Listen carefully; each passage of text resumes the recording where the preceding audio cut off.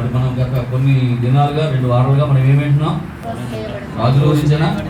హల్లెలూయా. రాజుల్ని ఎందుకు దేవుడు పెట్టాడో అవన్నీ కూడా విన్నాం మనం. హల్లెలూయా. దేవునికి స్తోత్రం కలుగును గాక. మరి మీరు ఎంతవరకు గ్రహిస్తున్నారో నాకు తెలియదు, కానీ చాలా చాలా దూర ప్రాంతాల నుంచి నాకు ఫోన్ కాల్స్ వస్తూ ఉన్నాయి. పాస్టర్ గారు మంచి సబ్జెక్ట్ తీసుకున్నారు, రాజులు అంటే ఏంటో, న్యాయాధిపతులు అంటే ఏంటో, అసలు రాజులు దేవుడు ఎందుకు పెట్టాడో. చాలాసార్లు మేము బైబిల్ చదువుతున్నాం, కానీ ఇప్పటి వరకు మాకు అర్థం కాలేదు. కానీ ఇప్పుడు మీరు ఆ సబ్జెక్ట్ ఎత్తుకొని రాజుల గురించి చెప్తుంటే మాకు అర్థమవుతుంది, చాలా స్పష్టంగా, చాలా మరి మాకు అర్థమవుతుంది ఈ విషయాలన్నీ కూడా. మరి మీరు కంటిన్యూ చేయండి పాస్టర్ గారు, దాన్ని ఆపొద్దు అని చెప్పి ఒక సిస్టర్ ఫోన్ చేసింది విజయవాడ. దేవునికి స్తోత్రం. హల్లెలూయా. దేవునికి మహిమ కలుగును గాక. కనుక ఈ ఉదయకాల సమయంలో మరి వేరొకరి ప్రభావం అనేటటువంటి వర్తమానం నుంచి కొన్ని మాటలు, కొన్ని లేఖనాలు మనం ధ్యానం చేద్దాం. సంతోషం ఉన్నవాళ్ళు అందరూ కూడా రెండు చేతులు ఒకసారి పైకి స్తోత్రం చేద్దాం. హల్లెలూయా. దేవునికి మహిమ కలుగును గాక. దేవునికి స్తోత్రం కలుగును గాక. ఆమేన్. పరిశుద్ధుడు పరిశుద్ధుడు పరిశుద్ధుడు పరిశుద్ధుడు పరిశుద్ధుడు అని నిత్యము దూతలతో కొనియాడబడుచున్న నా యేసయ్యా. నిత్యము దూతలతో కొనియాడబడుచున్న నా యేసయ్యా. వందనం ప్రభు వందనం, వందనం ప్రభు వందనం. సర్వలోకముని మహిమతో నిండియున్నది దేవా. గొప్ప స్వరముతో ప్రభు యేసు నామమును, గొప్ప స్వరముతో ప్రభు యేసు నామమును గాన ప్రతిగానము చేసేదనేను, గాన ప్రతిగానము చేసేదనేను. పరిశుద్ధుడు పరిశుద్ధుడు పరిశుద్ధుడు అని నిత్యము దూతలతో కొనియాడబడుచున్న నా యేసయ్యా. నిత్యము దూతలతో కొనియాడబడుచున్న నా యేసయ్యా. వందనం ప్రభు వందనం, వందనం ప్రభు వందనం. హల్లెలూయా. దేవునికి మహిమ కలుగును గాక. మంచి పిల్లరా, చదవబడిన యెషయా గ్రంథము 6వ అధ్యాయము 1 నుండి 8 వాక్యాలు మనం చదువుకున్నాం. హల్లెలూయా. దేవునికి మహిమ కలుగును గాక. ఈ చదవబడినటువంటి యెషయా గ్రంథంలో చాలా అద్భుతమైనటువంటి విషయాలను మనం గమనించినట్లయితే, అక్కడ ప్రవక్త యెషయా ఒక దర్శనాన్ని చూస్తూ ఉన్నాడు. ఆ దర్శనంలో సింహాసనం ఎలా ఉందంట చెప్పాలి. అత్యున్నతమైన సింహాసనం. హల్లెలూయా. దేవునికి మహిమ కలుగును గాక. ప్రియులారా, ఎందుకు యెషయా ఈ సింహాసనమును అత్యున్నతమైనటువంటి సింహాసనము అంటున్నాడంటే, మరి భూలోకములో ఉన్నటువంటి రాజుల యొక్క సింహాసనములను యెషయా అనేక మార్లు చూశాడు. అనేక మంది రాజులు కూర్చున్న సింహాసనములను యెషయా చూశాడు. అయితే భూలోకంలో కూర్చున్నటువంటి రాజుల సింహాసనాల కంటే ఈ రాజుగారు కూర్చున్న సింహాసనము అత్యున్నతముగా ఉన్నదంట. అందుకే అంటున్నాడు, అత్యున్నత సింహాసనంపై ఆసీనుడైనటువంటి వాడు. హల్లెలూయా. దేవునికి మహిమ కలుగును గాక. అంతేకాదు, అక్కడ శరాపులు ఉన్నాయంట. అవునా? అక్కడ ఏమున్నాయి చెప్పండి? శరాపులు ఉన్నాయి. అవి ఏం చేస్తున్నాయంట? ఆటికి 6 రెక్కలు ఉన్నాయి. హల్లెలూయా. దేవునికి మహిమ కలుగును గాక. రెండేసి రెక్కలతో ముఖం కప్పుకున్నాయి, 2 రెక్కలతో కాళ్ళు కప్పుకున్నాయి, 2 రెక్కలతో ఎగురుతూ ఉంటాయి. దేవునికి స్తోత్రం, హల్లెలూయా. దేవునికి మహిమ కలుగును గాక. ఎగురుతూ అవి పలుకుతున్నటువంటి మాటలు ఏంటంటే, సైన్యములకు అధిపతియగు యెహోవా పరిశుద్ధుడు, పరిశుద్ధుడు, పరిశుద్ధుడు, సర్వలోకము ఆయన మహిమతో నిండి ఉన్నదని గొప్ప స్వరముతో గాన ప్రతిగానములు చేయుచుండెరు. దేవునికి స్తోత్రం కలుగును గాక. హల్లెలూయా. దేవునికి మహిమ కలుగును గాక. పిల్లలు గమనించండి, ఇక్కడ ఉన్నటువంటి ఈ శరాపులు ఏవైతే ఉన్నాయో అవి చాలా గంభీరమైనటువంటి స్వరముతో అవి ఆరాధన చేస్తూ ఉన్నాయి. అవి ఆరాధన చేస్తూ ఉంటే వాటి స్వరానికంట అక్కడ గడప కమ్ములు, ఆ మందిరం ఏదైతే ఉందో, ఆ దేవాలయం ఏదైతే ఉందో, ఆ దేవాలయం యొక్క గడప కమ్ములు ఏమవుతున్నాయంట, అదురుతూ ఉన్నాయంట. దేవునికి స్తోత్రం. అంటే వాటి యొక్క ఆరాధన ఎలా ఉందో చూడండి. అవి ఎంతగా దేవుని ఆరాధిస్తున్నాయో చూడండి. అవి ఎంతగా దేవుని గణపరుస్తున్నాయో చూడండి. ఎంత గొప్పగా పాటలు పాడుతున్నాయో చూడండి. దేవునికి స్తోత్రం కలుగును గాక. హల్లెలూయా. దేవునికి మహిమ కలుగును గాక. పిల్లలు గమనించండి, 3 రకాలు దూతలు మనం చూడొచ్చు. 3 రకాలు మనం దూతల్ని మనం చూడొచ్చు. 1 శరాపులు, 2 కెరూబులు, 3 దేవదూతలు. అర్థమవుతుందా? హల్లెలూయా. ఈ శరాపుల పని ఏంటంటే దేవుని సింహాసనమునకు దగ్గరగా ఉంటాయి. ఈ శరాపులు అనేవి దేవుని సింహాసనమునకు బాగా దగ్గరగా ఉంటాయి. ఎంత దగ్గరగా అంటే దేవుని యొక్క సింహాసనం ఏదైతే ఇంత దగ్గరలో ఉంటాయి. హల్లెలూయా. దేవునికి స్తోత్రం కలుగును గాక. మరి కెరూబులు ఏంటంటే, కెరూబులు కేవలము కాపలిగా ఉండడానికి, కావలి కాయడానికి. చూడండి, ఆదికాండం 3వ అధ్యాయము 24వ వాక్యంలో చూడొచ్చు. ఆ కెరూబుల గురించి చూడొచ్చు. అప్పుడు ఆయన ఆదామును వెళ్ళగొట్టి ఏదేను తోటకు తూర్పు దిక్కున కెరూబులను జీవవృక్షమునకు పోవు మార్గమున కాచుటకు ఇటువటు. ఆమేన్. కెరూబులేనా? కెరూబులు. హల్లెలూయా. అక్కడ కెరూబులు దేనికంటే కావలి కాయడానికి.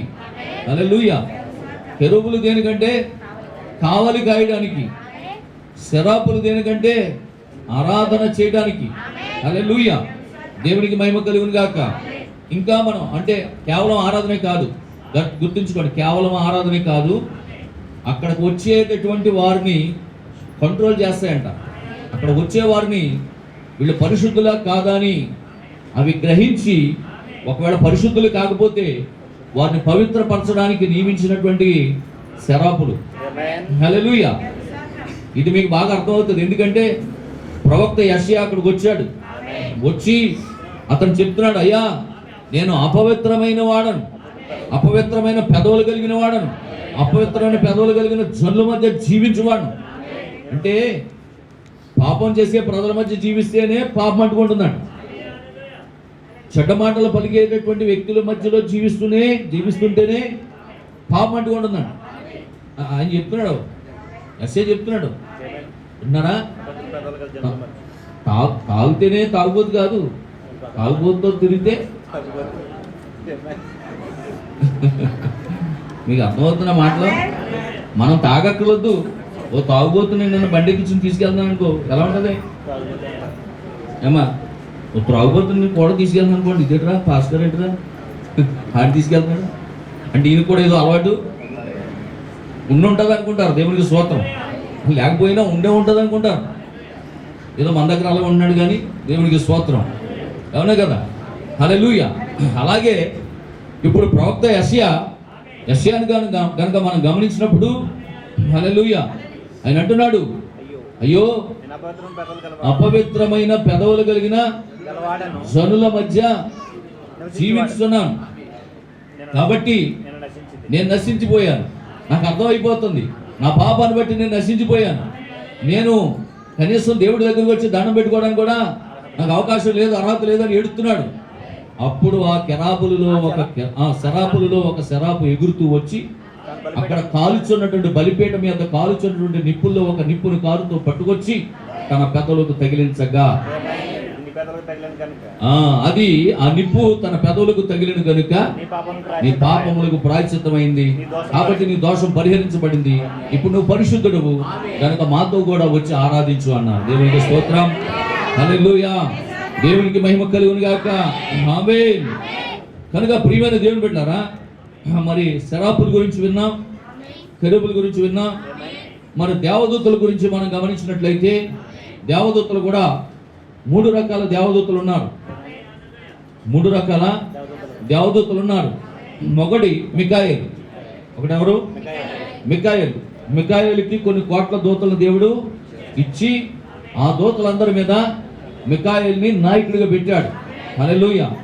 ఈ మికాయేలు దేని కొరకంటే యుద్ధములను నిర్వహించడానికి మికాయేలుని తన దూతలను దేవుడు వాడుకుంటున్నాడు. రెండవదిగా గబ్రియేలును కూడా దేవుడు ఒక దూతగా చేసి తనకి కూడా కొన్ని కోట్ల దూతలను ఇచ్చాడు.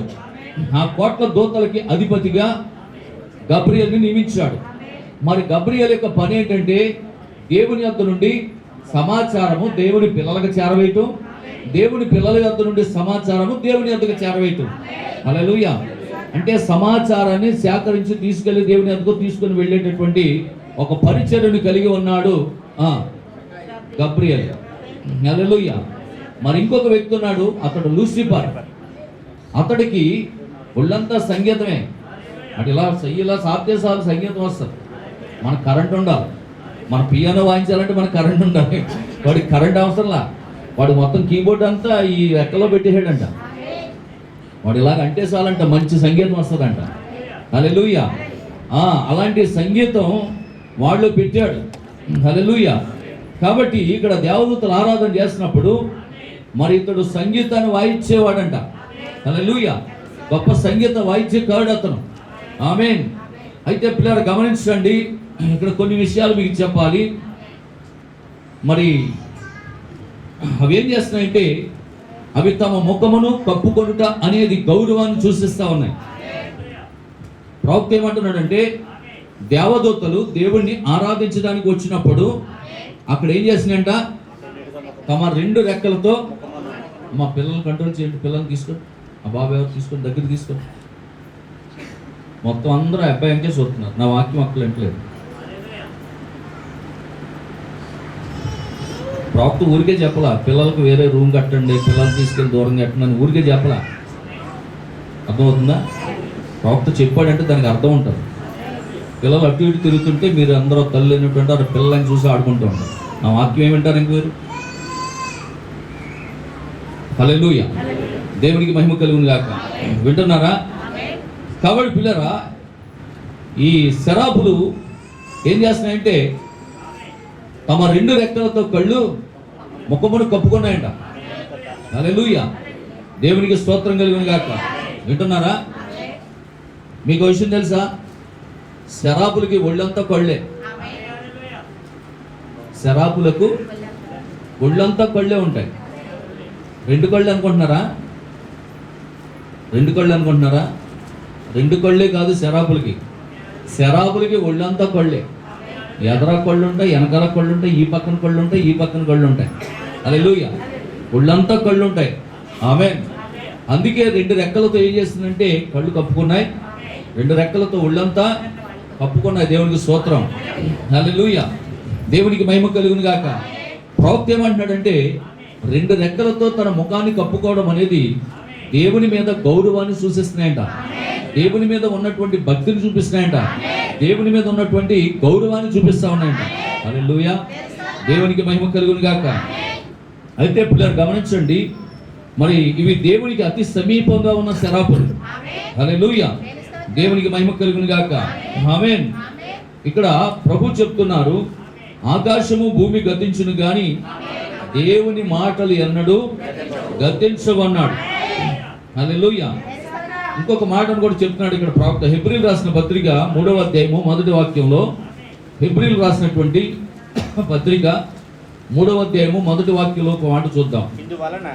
ఇందువలన పరలోక సంబంధమైన పిలుపులో పాలు పొందిన పరిశుద్ధ సహోదరులారా, మనం ఒప్పుకొనిన దానికి అపోస్తలుడును ప్రధాన యాజకుడునైన యేసు మీద లక్ష్యముంచుడి.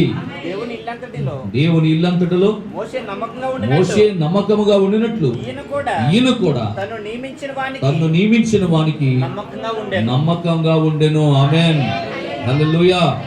దేవునికి మహిమ కలుగును గాక. అంటున్నారా? ఎందుకు ప్రవక్త వాక్యం చదివించాడంటే, మనుషులు నియమించినటువంటి రాజులు నమ్మకంగా లేకపోయారు. మనుషులు నియమించిన రాజులు, హల్లెలూయా, మనుషులు కోరుకొనిన రాజులు దేవుని పట్ల నమ్మకంగా ఉండగలిగారా అంటే నమ్మకంగా ఉండలేకపోయారు. వారు తమ యొక్క ఆశ పెరిగినప్పుడు, హోదా పెరిగినప్పుడు, గౌరవం పెరిగినప్పుడు, పేరు ప్రఖ్యాతులు పెరిగినప్పుడు వారి యొక్క హృదయంలోకి గర్వము పెరిగి వారు దేవునికి విరోధముగా కొన్ని కార్యాలు చేశారు. హల్లెలూయా. అందుకే ఇక్కడ అపోస్తలుడైన పౌలు గారు ఏమంటాడంటే, ఇందువలన పరలోక సంబంధమైన పిలుపులో పాలు పొందిన పరిశుద్ధులారా. హల్లెలూయా.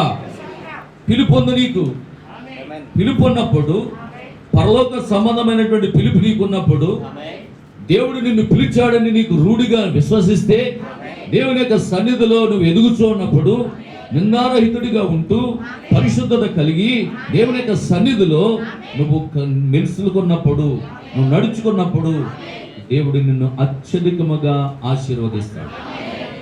హల్లెలూయా. దేవునికి మహిమ కలుగును గాక.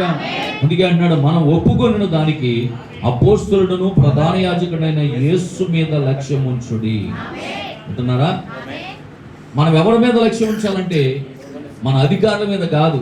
మన అధికారుల కొరకు ప్రార్థన చేయండి, కానీ మీ నమ్మకం అధికారుల మీద కాదు. ఆమేన్, హల్లెలూయా. దేవునికి మహిమ కలుగును గాక. మీ యొక్క నమ్మకము యేసు మీద ఉంచండి. ఓ హల్లెలూయా. మీ విశ్వాసము దేవుని యందు ఉంచండి, మీ లక్ష్యము దేవుని యందు ఉంచండి. హల్లెలూయా. దేవునికి మహిమ కలుగును గాక. అందుకే ప్రియమైనటువంటి దేవుని బిడ్డలారా అంటున్నాడు, నీ అవసరత ఏమైనప్పటికీ నీవు కేవలము దేవుని మీద నమ్మకం ఉంచి ఆయనను అడుగు. నీవు అడగక మునిపే నీకు అక్కరగా ఉన్నవేవో ఆయనకు తెలుసు. నీ సమస్య ఏమిటో ఆయనకు తెలుసు, నీకున్న వ్యాధి ఏమిటో ఆయనకు తెలుసు. ఆమేన్. కాబట్టి నీవు ఆయనను నమ్ముటియే నువ్వు చేయవలసిన కార్యమై ఉన్నది. హల్లెలూయా. దేవునికి మహిమ కలుగును గాక. అందుకే యోహాను సువార్త 14వ అధ్యాయం 12వ వాక్యం అంటాడు. యోహాను సువార్త 14వ అధ్యాయం 12వ వాక్యం, నేను తండ్రి యొద్దకు వెళ్ళుచున్నాను గనుక నేను చేయ క్రియలను నేను చేయి క్రియలను నా యందు విశ్వాసం ఉంచువాడును చేయును, వాటికంటే మరి గొప్పవి. ఎలా చేస్తాడు? నువ్వు ఆయన యందు విశ్వాసం ఉంచినప్పుడు, నువ్వు ఆయన యందు నమ్మకం ఉంచినప్పుడు ఆయన నీలోకి వస్తాడు. మీకు అర్థమవుతుందా నా మాటలో?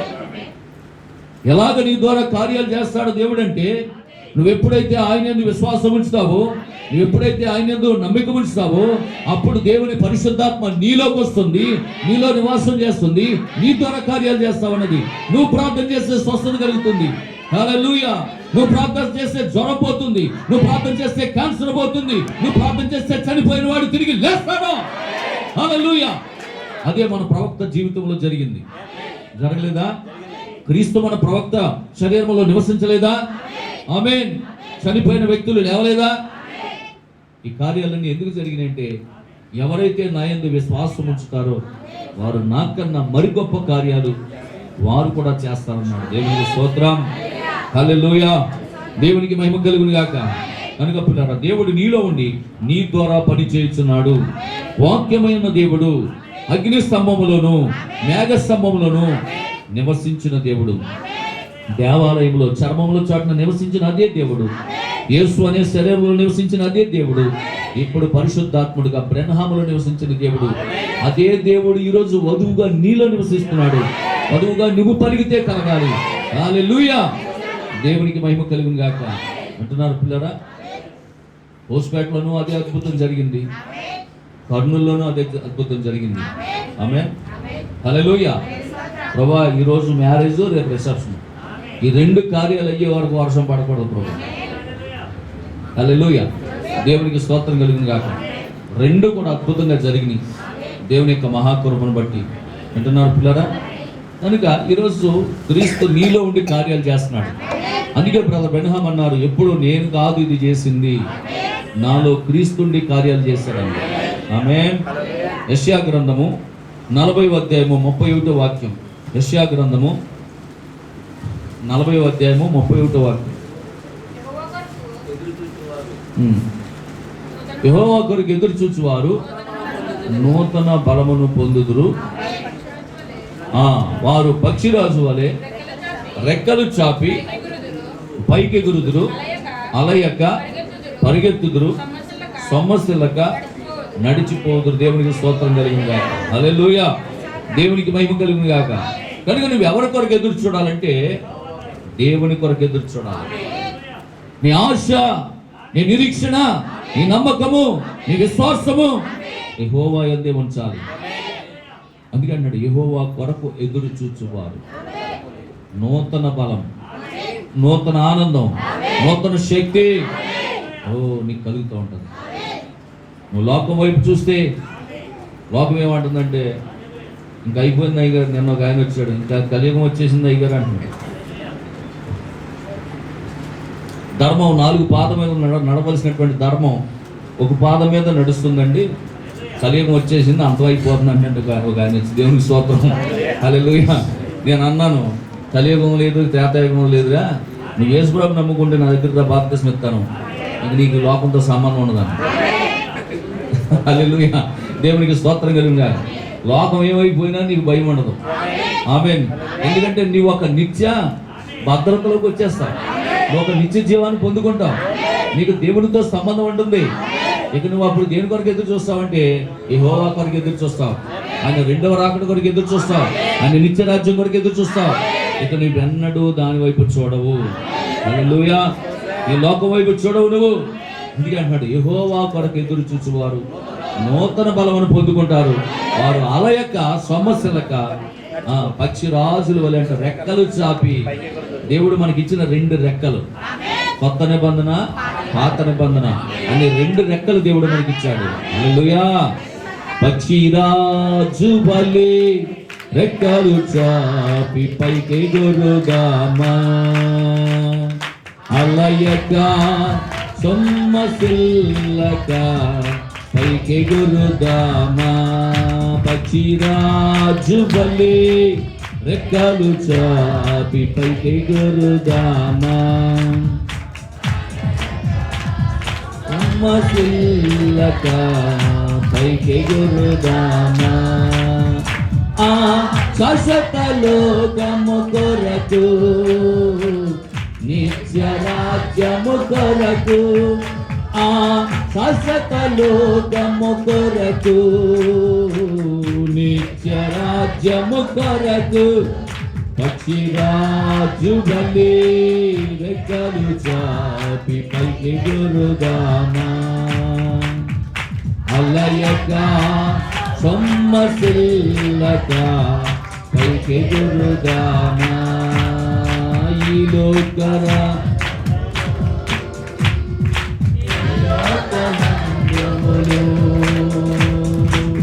జన్మనిచ్చిన తల్లిదండ్రులు,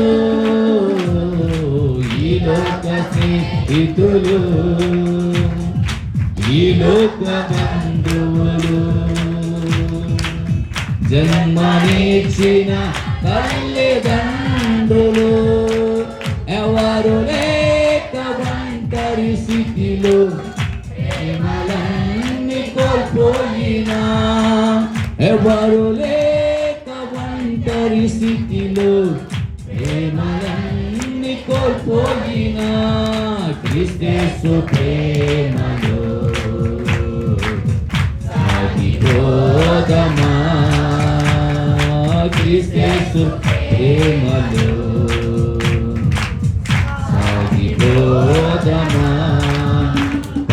రాజువలే రెక్కలు చాపి పైకెగురుదామా అలయక సమ్మసిల్లక పైకెగురుదామా. హల్లెలూయా. ఏమంటున్నాడు ఆయన ప్రవక్త యెషయా? యెహోవా కొరకు ఎదురు చూచువా. మరి అప్పుడు వరకు ఎవరి కోసం ఎదురు చూస్తారు అయ్యారు? రాజు అయిన ఉజ్జియా కొరకు. ప్రభావితం అంతా కూడా రాజు అయిన ఉజ్జియా జీవితం యెషయా మీద ప్రభావం చూపించిందండి. అబ్బా ఇంటే ఇలా ఉండాలిరా నా జీవితం అనుకునేవాడు. ఎలాగా? ఉజ్జియాలాగా ఉండాలి నా జీవితం, ఉజ్జియాలాగా నడవాలి, ఉజ్జియాలాగా మాట్లాడాలి, ఉజ్జియాలాగా జీవించాలి అని యెషయా ప్రవక్త అయిన యెషయా ఎప్పుడు తెల్లారి లేకపోతే ఉజ్జియా ఉజ్జియా ఉజ్జియా అంటూ ఉండేవాడు. ఉజ్జియా కొరకే ఎదురు చూస్తూ ఉండేవాడు. కానీ ఎప్పుడైతే రాజు అయిన ఉజ్జియా చచ్చిపోయాడో, ఆ చనిపోవడం కూడా ఇది చాలా విచిత్రమైన మరణం. చెప్తాను, లాస్ట్కి వచ్చేటప్పుడు చెప్తాను దానికి. ప్రవక్త ఎందుకు వేరొకని ప్రభావం మీద మీ మీద పడకూడదు అంటున్నాడు. వేరొకని ప్రభావం మన మీద పడకూడదు. నీకు ఏది ఇచ్చాడో దానిలోనే నువ్వు పట్టుకుని ఉండాలి. హల్లెలూయా. దేవుని ప్రభావమే మన మీద ఉండాలి. వేరొకరి ప్రభావం ఏది మనం తీసుకోకూడదు. ఆ ప్రభావం మనమే చూపించకూడదు. దేవునికి స్తోత్రం. హల్లెలూయా.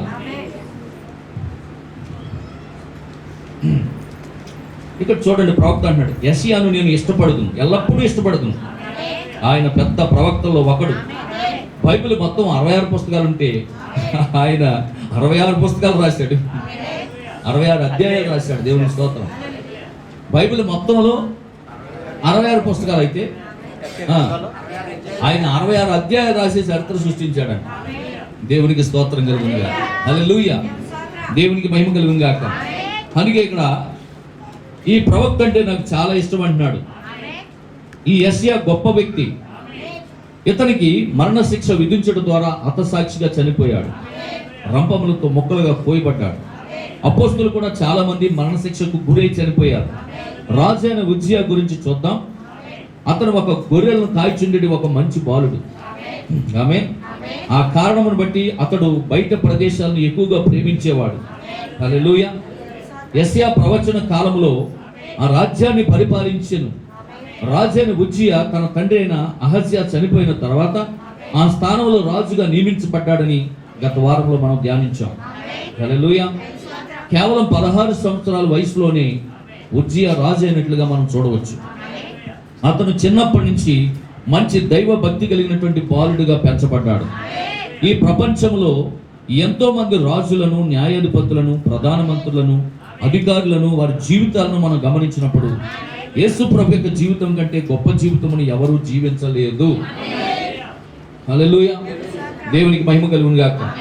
చాలా మంది కూడా ఏమనుకుంటారంటే నేను అతని వలే జీవించాలి. ప్రవక్త కూడా అనుకున్నాడంట, నేను అబ్రహాం లింకన్ వలే ఉండాలని. అమెరికా ప్రెసిడెంట్, నా మాట అర్థమవుతున్నామా? America president Abraham Lincoln. అతడు ఒక మంచి దైవభక్తిపరుడు. హల్లెలూయా. అతడు ఏది చేసినా దేవునికి చెప్పి చేస్తూ ఉండేవాడు. కాబట్టి ప్రవక్త తన జీవితంలో ఆయన అనుకునేవాడంట, నేను అబ్రహాం లింకన్ వలే ఉండాలని. దేవునికి స్తోత్రం. ఆ తర్వాత షేక్స్పియర్ నవలలు చదువుతూ ఆ తర్వాత అనుకున్నాడంట, లేదు లేదు నేను కౌబాయ్ వలే ఉండాలనుకునేవాడంట. హల్లెలూయా. దేవునికి స్తోత్రం కలుగును గాక. అంటే అబ్రహాం లింకన్ యొక్క జీవిత చరిత్ర చదువుతున్నంత సేపు అబ్రహాం యొక్క జీవితం యొక్క అబ్రహాం లింకన్ యొక్క ప్రభావము, జీవిత ప్రభావము ఇప్పుడు బ్రెన్హాం మీద పడతా ఉన్నది. అలాగే షేక్స్పియర్ యొక్క నవలలు చదువుతున్నంత సేపు అతని జీవితం యొక్క ప్రభావము బ్రెన్హాం మీద పడతా ఉన్నది. అంటే నేను అతని వలె జీవించాలి, ఉండాలి, అతని వలె మరి జీవించాలనేటువంటి ఆలోచన ఎప్పుడైతే మనకు వచ్చేస్తుందో, హల్లెలూయా, దేవునికి మహిమ కలుగును గాక. అయితే పిల్లలు ఇక్కడ ప్రభు ఏమంటున్నాడంటే, ఈ లోకంలో మీరు ఎంతో మంది రాజులను గమనించండి, న్యాయాధిపతులను గమనించండి, మంత్రులను తీసుకోండి, ప్రధానమంత్రులు తీసుకోండి, అధికారులు తీసుకోండి, వారి జీవితాలను తీసుకోండి. ఆమేన్. అయితే యేసుక్రీస్తు ప్రభు యొక్క జీవితాన్ని కూడా మీరు తీసుకొని అప్పుడు ఏ జీవితము మెరుగైనదో, ఏ జీవితము ప్రభావితమైందో, ఏ జీవితము పరిశుద్ధమైందో, ఏ జీవితము మంచిదో అది చూసి ఆయన మీరు ఫాలో అవ్వండి అంటున్నారు. హల్లెలూయా. దేవునికి స్తోత్రం కలుగును గాక. వింటున్నారా పిల్లారా? కాబట్టి యేసుక్రీస్తు ప్రభు యొక్క జీవితం కంటే గొప్ప జీవితం ఎవరూ జీవించలేదు కనుక మనము ఆయన్ని రోల్ మోడల్గా తీసుకొని ఆయన అడుగు జాడలోనే నడుస్తూ మనం జీవించగలిగినట్లయితే అది ఎంతో ధన్యకరమైనటువంటి జీవితంగా ఉంటుంది. ఆమేన్. చూడండి, పాఠశాలలో చదివేటప్పుడు మంచిగా చదివే బాలులతో స్నేహం చేస్తే వారు కూడా మంచిగా చదివి వారి వల్లే పాస్ అవుతారు. అంతేనా? చెడ్డ అలవాట్లు కలిగినటువంటి బాలులతో సహవాసం చేస్తే వారి వల్లే ఫెయిల్ అయ్యి చెడ్డ పేరు తెచ్చుకుంటారు. ప్రవక్త చెప్తున్న కార్యాలే నేను చెప్తున్నాను. అంటే మనందరికీ సుపరిచితమనియే, మనం అనుకున్నాయే, సమాజంలో జరిగాయే. కానీ ప్రవక్త కొన్ని విషయాలు చెప్తున్నాడు. ఎందుకంటే వారి ప్రభావము వారి మీద పడి ఆమేన్ వారిని ఆ విధంగా ప్రభావితం చేస్తుందంట. వీడు చదవడం, ఈ పక్కడికి చదవాలని ఉన్నా వీడు చదవట్లేదు కదా అని ఈడేం చేస్తాడు? లేదా రారా అంటే బండి ఎక్కడంటే బండి వేసిన అటు వెళ్ళిపోతాడు. అదే కనుక చదువుకున్న వాళ్ళతోటి స్నేహం చేశాడు అనుకోండి, వీడు పుస్తకం పొరుగులేదు, పుస్తకాలు పెట్టుకుని విడవడం, ఆ పుస్తకాలు పెట్టుకుని కూర్చుంటాడు. వీడు ఆడుకోవాలని వస్తాడు. ఏంటి, ఇంకో ఫ్రెండ్ ఉన్నాడు కదా, వాడేమో ఆడుకోవాలని వస్తాడు. అరే ఆడుకుందాం రారంటే, నేను రాంటే నేను చదువుకోవాలంటే. ఇప్పుడు ఈ ఆడుకోవాలనుకున్న వాడికి వీడు చదువుకోవాలనిపిస్తుంది మళ్ళీ. అంటే వీడి యొక్క జీవితము వీడి మీద ప్రభావితం చూపిస్తాం.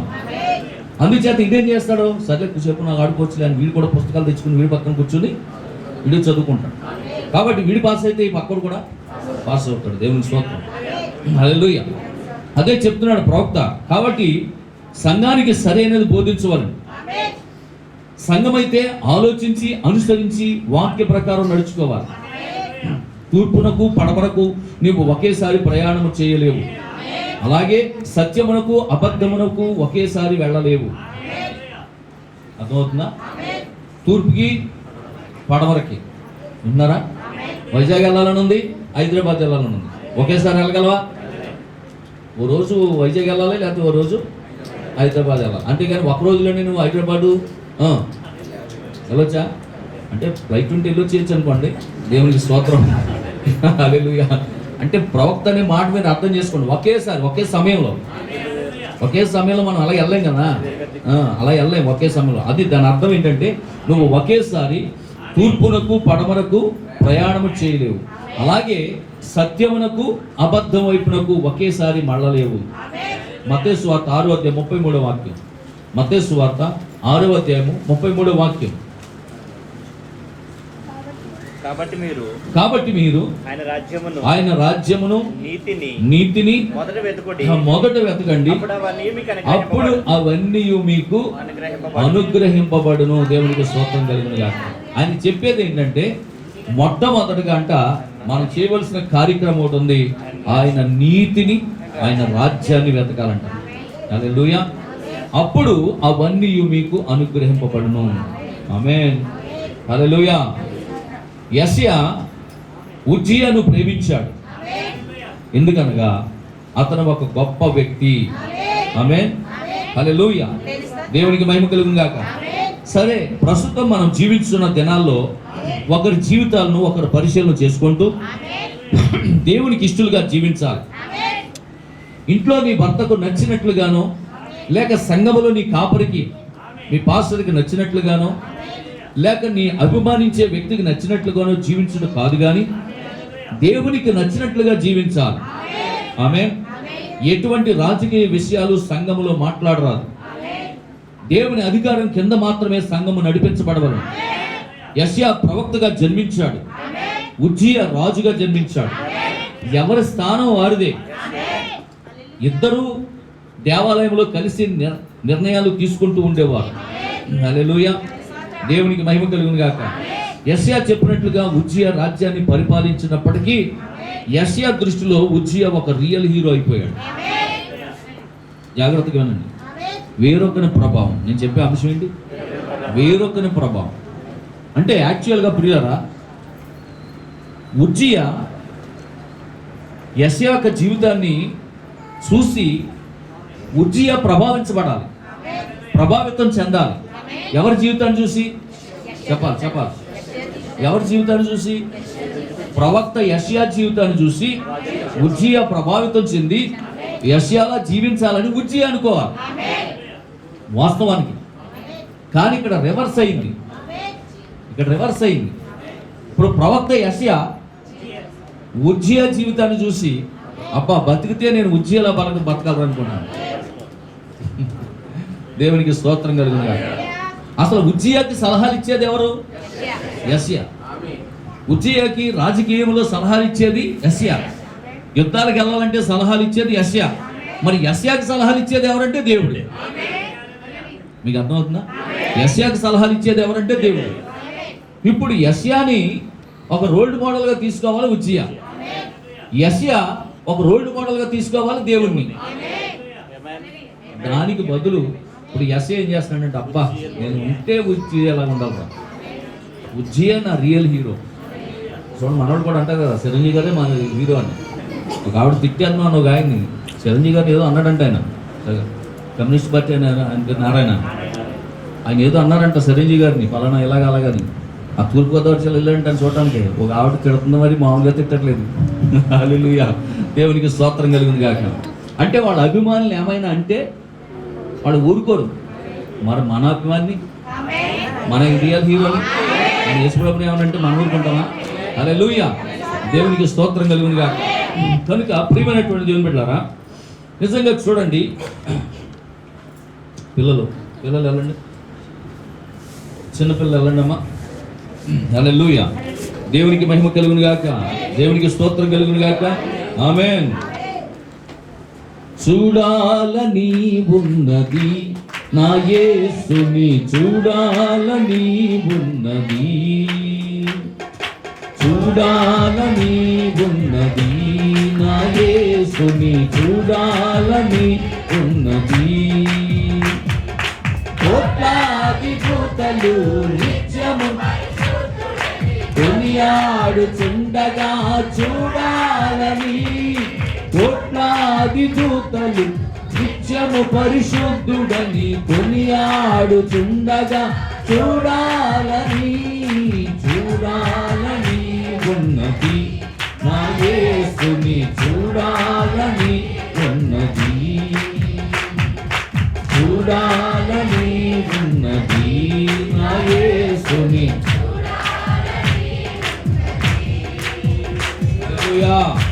దేవునికి మహిమ కలుగును గాక.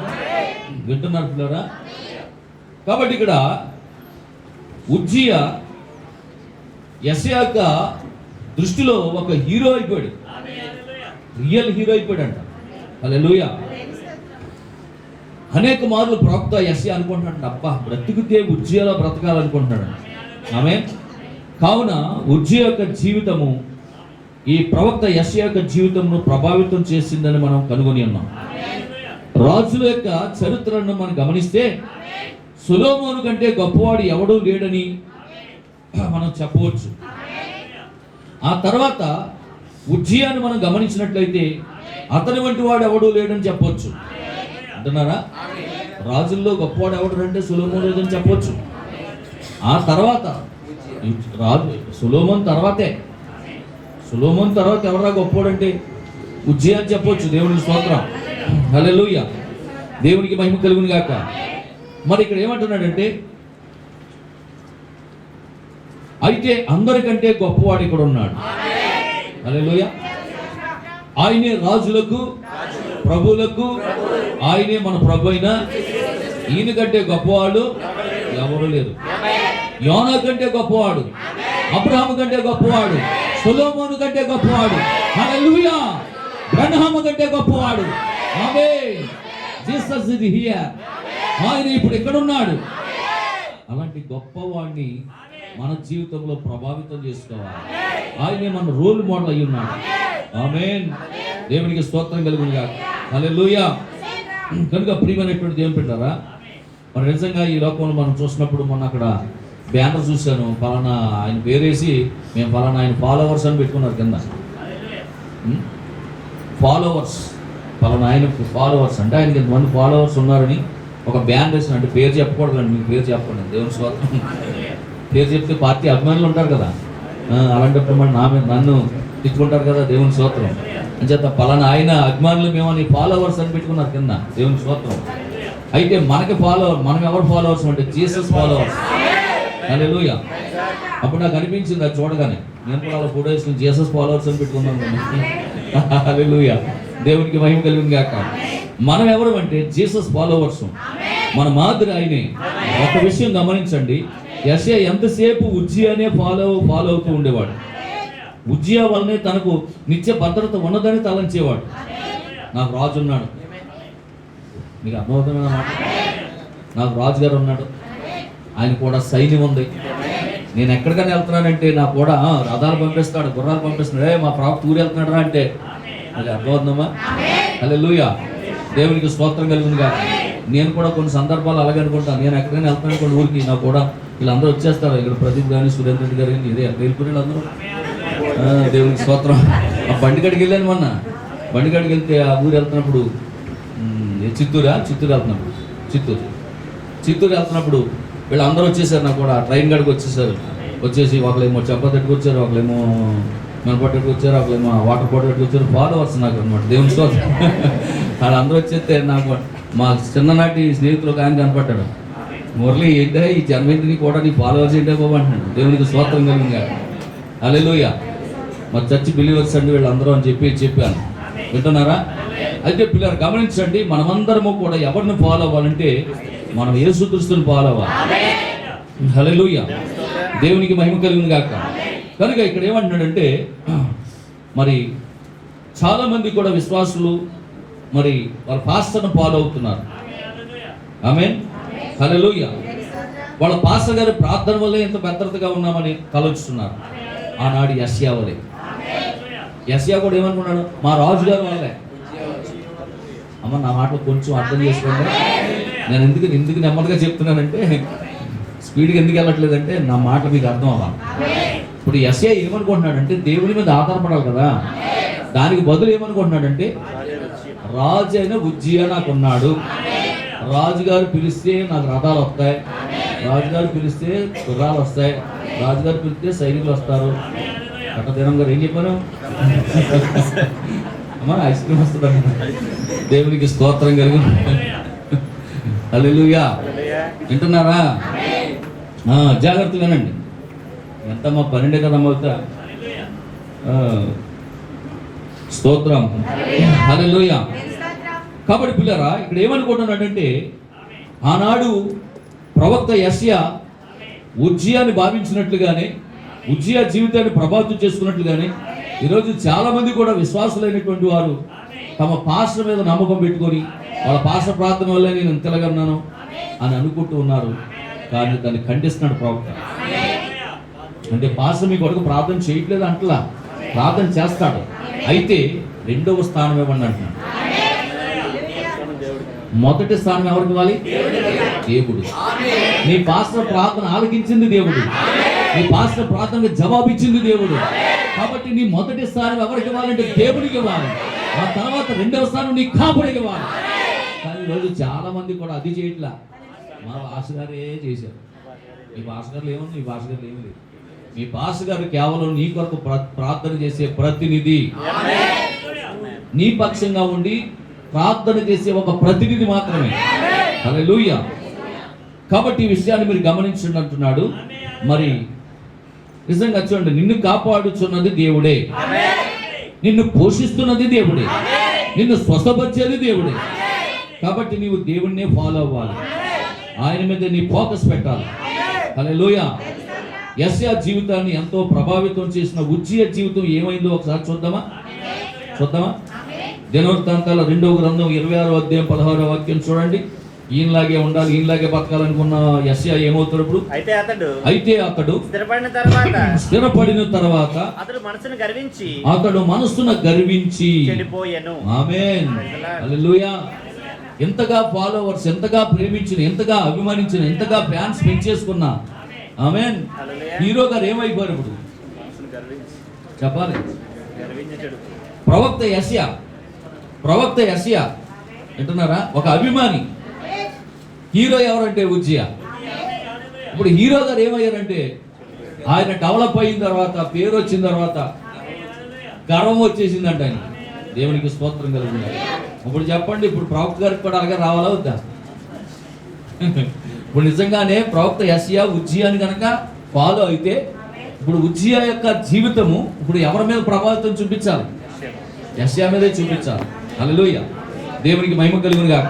ఇప్పుడు యెషయా కూడా డెవలప్ అయ్యాడు అనుకోండి, అభివృద్ధి చెందాడు అనుకోండి, అంచెలంచెలుగా అభివృద్ధి చెందాడు అనుకోండి, ఇప్పుడు యెషయాకి ఏమొస్తుంది? యెషయాకి కూడా గర్వం వస్తుంది.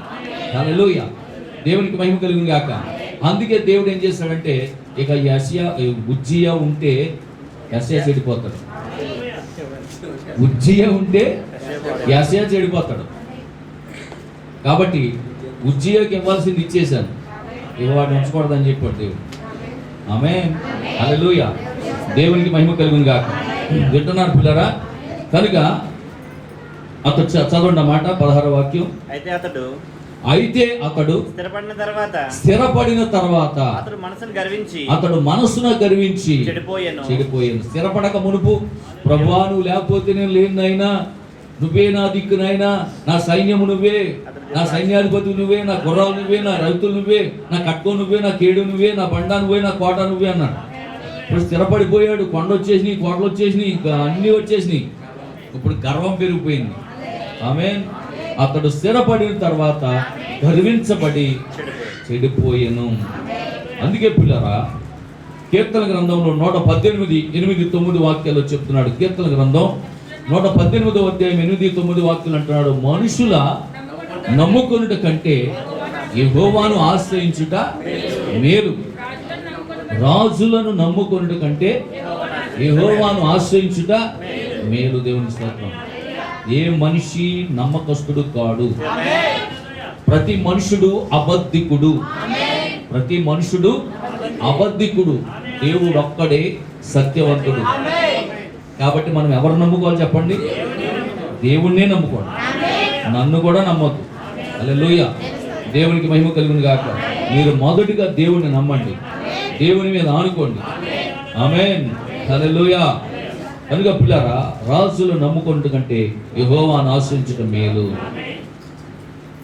బైబిల్ చెప్తుంది, నాశనమునకు ముందంట గర్వము నడుచున్నది. నాశనమునకు ముందు గర్వం నడుస్తుందంట. ఉజ్జియా నాశనానికి ముందు ఏమొచ్చిందంటే గర్వం వచ్చింది. దేవుని స్తోత్రం, హల్లెలూయా. కాబట్టి మనం ఎంత ఎదిగినా ఒదిగి ఉండుట అనేది చాలా ప్రాముఖ్యం మన జీవితంలో. కోట్లకు అధిపతి అయినా సరే, నువ్వు కోటీశ్వరుడు అయిపోయినా సరే, ఆమేన్, హల్లెలూయా, పాలకుల్లో సగం కొనగలిగే ఆస్తి నీకు ఉన్నా సరే, నువ్వెన్నడూ కూడా నువ్వు దేవుని కుమారుడు అన్న సంగతి మర్చిపోకూడదు. నీలో గర్వం అనేది రాకూడదు. హల్లెలూయా, దేవునికి మహిమ కలుగును గాక. ఉంటున్నారు పిల్లరా? కనుక తనను తాను తగ్గించుకోలేకపోయాడు. అతనిలో గర్వం పెరిగింది. రెండవది కోపం పెరిగింది. వింటున్నారా? గర్వంతో పాటు ఉజ్జియాకి కోపం కూడా వచ్చింది. వింటున్నారా? హల్లెలూయా. కాబట్టి ఉజ్జియా హెచ్చించుకున్నాడు, గర్వపడ్డాడు, యాజకుని స్థానాన్ని తీసుకున్నాడు. ఫలితం కుష్ఠరోగాన్ని తెచ్చుకున్నాడు. అతనిలో గర్వము కోపము రెండు కలిసాయి. తను తగ్గించుకోలేకపోయాడు. నేను రాజును కదా అని గర్వించాడు. ఆమేన్. అందుకే పిల్లరా, యోబు గ్రంథం 5వ అధ్యాయం 17వ వాక్యం చెప్తున్నాడు యోబు భక్తుడు. యోబు గ్రంథం 5వ అధ్యాయం 17వ వాక్యం త్వరగా చూడండి. దేవుడు గద్దించేటటువంటి మనుషుడు ధన్యుడు. కాబట్టి సర్వశక్తుడకు దేవుని శిక్షను తృణీకరింపవద్దు. దేవునికి స్తోత్రం, హల్లెలూయా. దేవుడు గద్దించేటటువంటి మనుషుడు. దేవుడు ఎలా గద్దిస్తాడు నిన్ను? దేవుడి యొక్క సేవకుల్లో ఉండి గద్దిస్తాడు, దేవుడి యొక్క ప్రవక్తల్లో ఉండి గద్దిస్తాడు. అలా గద్దిస్తున్నప్పుడు నువ్వేం చేయాలి? గద్దింపునకు లోబడాలి.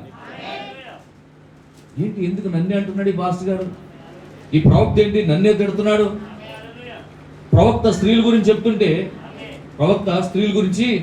చెప్తుంటే మరి నిజంగా అక్కడ చూడండి పిల్లలు, ఆ ప్రవక్త గురించి మనం చాలా చోట్ల వింటూ ఉంటాం. అవి డ్రెస్ ఇలాగే వేయకూడదు, అలాగే వేయకూడదు అంటుంటే ఆడవాళ్ళు అనేవారంట, బ్రదర్ బ్రహ్మం ఎప్పుడు మా గురించి ఎందుకు నువ్వు ఎలా అంటున్నావు అంటే ఆయన అన్నాడంట, అమ్మా నేను స్త్రీ ద్వేషకుడను కాను. మీరు ఆ లిస్టులో ఉండకూడదని తెలుస్తుంది. అబ్బాతాళంలో ఉన్న చూసారు, కేకలు వేస్తున్నారు. ఆ రింగులు పెట్టుకుని, ఆ ఎత్తుమాటలు వేసుకుని నిప్పులు కూడా దొక్కున్నట్టు దొక్కుతున్నారు అక్కడ. దేవునికి స్తోత్రం కలుగుతుంది.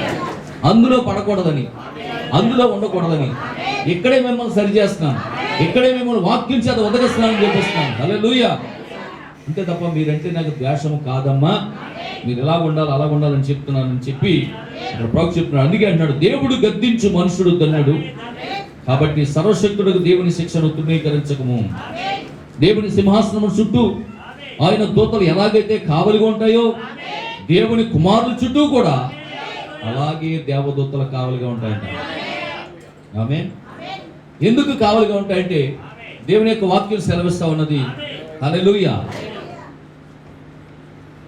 ఇద్దరు ముగ్గురు ఎక్కడ కూడి ఉంటే వారి మధ్య ఉంటాను. ఆయన ఉంటే సింహాసనం ఉందా లేదా? నా మాట బాగా అర్థం చేసుకోండి, నా మాట బాగా అర్థం చేసుకోండి. ఇప్పుడు దర్శనం చూశాడు ఎస్య, చూశాడా? చూస్తే సింహాసనం చూశాడు. సింహాసనం మీద ఒక ఆయన ఉన్నాడు, పెద్ద అంగి వేసుకున్నాడు. ఓ, ఆ సింహాసనం చుట్టూ శరాపులు ఉన్నాయా? ఉన్నాయా లేదా? హల్లెలూయా. సరే, ఉన్నాయి. కాబట్టి ప్రవక్త ఏమంటాడంటే, దేవుని సింహాసనము చుట్టూ ఎలాగైతే దూతలు కావలిగా ఉన్నాయో, అలాగే దేవుని కుమారుల చుట్టూ కూడా ఒక దూత కావలిగా ఉంటున్నాను. ఎందుకు అని అడిగితే, ఎక్కడ ఇద్దరు ముగ్గురు కూడి ఉందరో వారి మధ్య ఉంటానని దేవుడు మనకు మాట ఇచ్చాడు. కాబట్టి ఆమేన్.